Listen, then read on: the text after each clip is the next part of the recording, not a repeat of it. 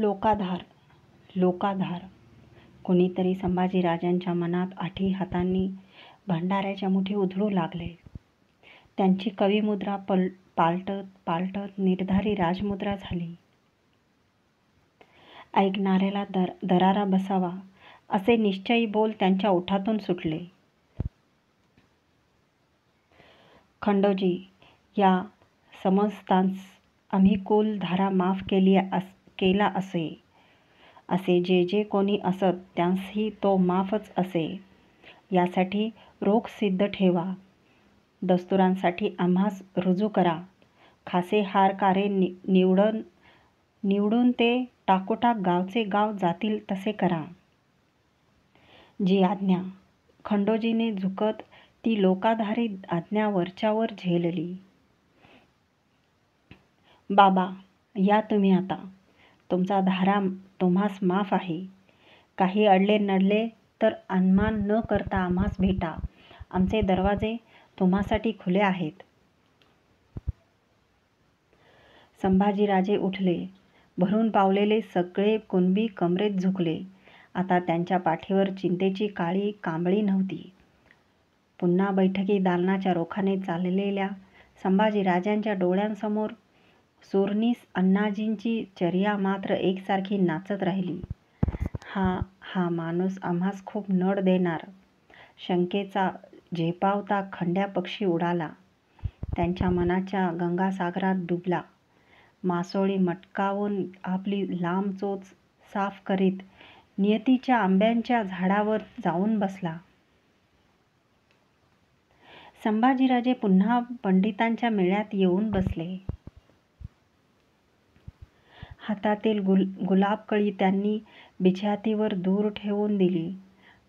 ढवळलेल्या मनाच्या अवस्थेतच त्यांनी तिष्ठत बसलेल्या परशुराम पंतांना मत्स्य पुराणातील निवडीचा श्लोक सांगितला. यद्यपि अल्पतर कर्म तदपि एकेन दुष्कर्मा पुरुषेण सहाय्येन किमु राज्य महोदयम्. लहान का असेना पण अवघड कर्म करणाऱ्या पुरुषांच्या सहाय्याने कोणते राज्य मोठे होणार नाही.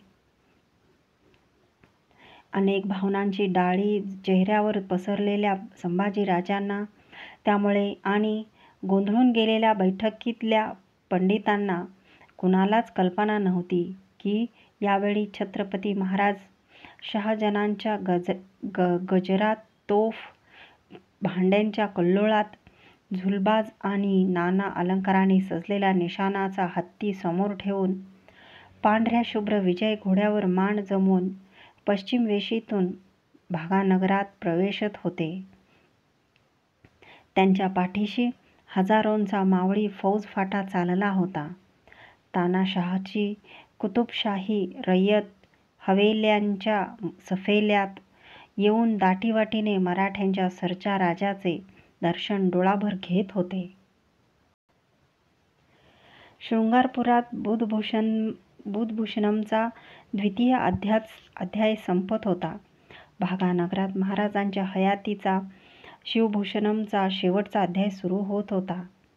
मिश्रकनीती हा बुधभूषणमचा तिसरा अध्याय बांधून झाला. बैठक उठू घातली. सारे पंडित संभाजीराजांना अदब देऊन जायला निघाले. पण केशव पंडितांच्या मनी काहीतरी हेत घोळत असल्याने ते खोळंबले. बोला केशव पंडित, काय बाब आहे? पंडितांना काहीतरी बोलायचे आहे हे ताडून संभाजीराजांनी विचारले. एक अर्जी आहे युवराजांच्या चरणी.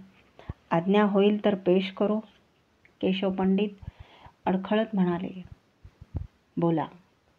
पुरात कालीमातेचे एक शिवयोगी भक्त आहेत. युवराजांच्या दर्शनाची ते इच्छा करतात.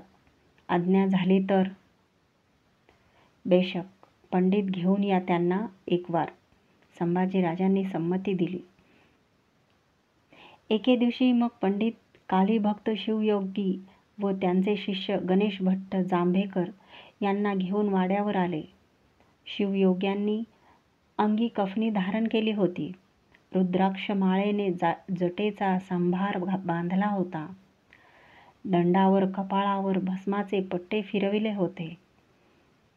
केशव पंडितांनी शिवयोग्यांना संभाजीराजांच्या बैठकी दालनात पेश करताच युवराजांनी पुढे होत काली भक्ताचे पाय शिवले.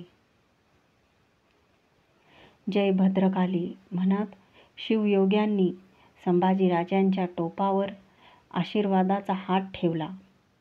योग्यांच्या हाताला धरून संभाजीराजांनी त्यांच्यासाठी खास मांडलेल्या व्याघ्र जिनाच्या बैठकीवर त्यांना आदराने बसते केले. युवराज, एक संकल्प मनी आहे. मिटल्या डोळ्याने योगी आभाळ कब्जात घेण्याच्या बोलीत बोलले. जी, आज्ञा व्हावी.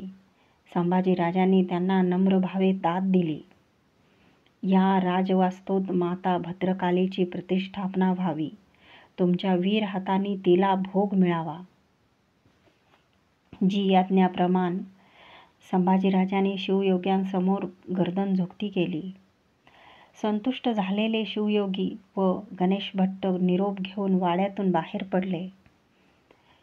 शिर्क्यांच्या वाड्यावर कालीच्या प्रतिष्ठापनेची जोरदार तयारी सुरू झाली. पिलाजी मामा, गणोजीराजे व खासा संभाजीराजे यांनी देख देऊन प्रतिष्ठापनेचा सारा सरंजाम सिद्ध केला. पुरातील कसबी शिलावटाने कृष्णवर्णी कातळ पारखून अंगावर धावून आल्यासारखी वाटावी अशी भद्रकालीची पुरुषभर उंचीची मूर्ती खोदली. शिवयोग्यांनी शोधलेल्या सुमुहूर्तावर महाकालीची ती मूर्ती वाजत गाजत वाड्यावर आणण्यात आली. तिला रक्तरंगी आसवाब चढविण्यात आले होते. रानूअक्का, येसूबाई, दुर्गाबाई, राजकुंवरबाई यांनी आपल्या भरल्या चुड्यांच्या हाताने भद्रेची ओटी भरली. शिवयोग्यांनी एका तबकात ठेवलेली नंगी तेग उचलून ती संभाजीराजांच्या हाती दिली. भद्रेच्या डोळ्यांना डोळे जोडलेले संभाजीराजे भारावल्यासारखे धीम्या कदमी पुढे झाले. मातेसमोर गुडघे टेकीत त्यांनी आपले कपाळ क्षणभर फरसबंदीला भिडविले.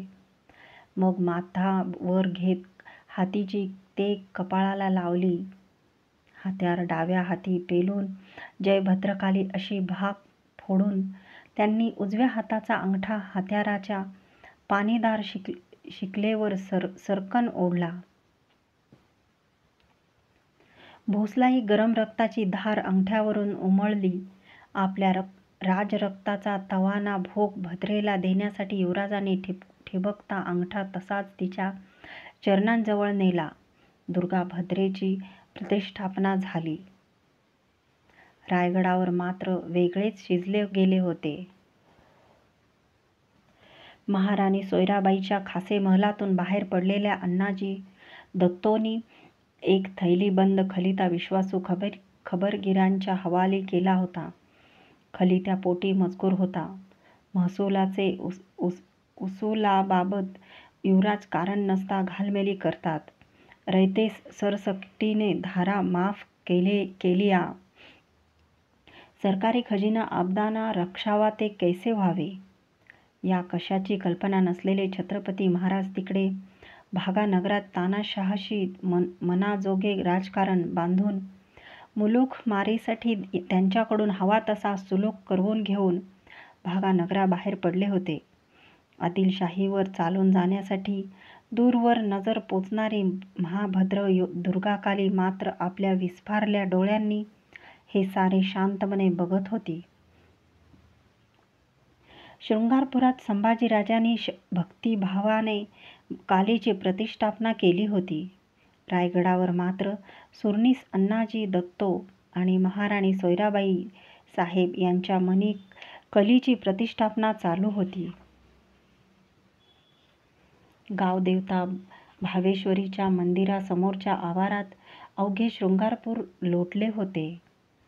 देवीला सामोरे येईल असा संभाजीराजांसाठी बिछाती गिरद्या मांडलेल्या बैठकीचा चौथरा सिद्ध केला होता.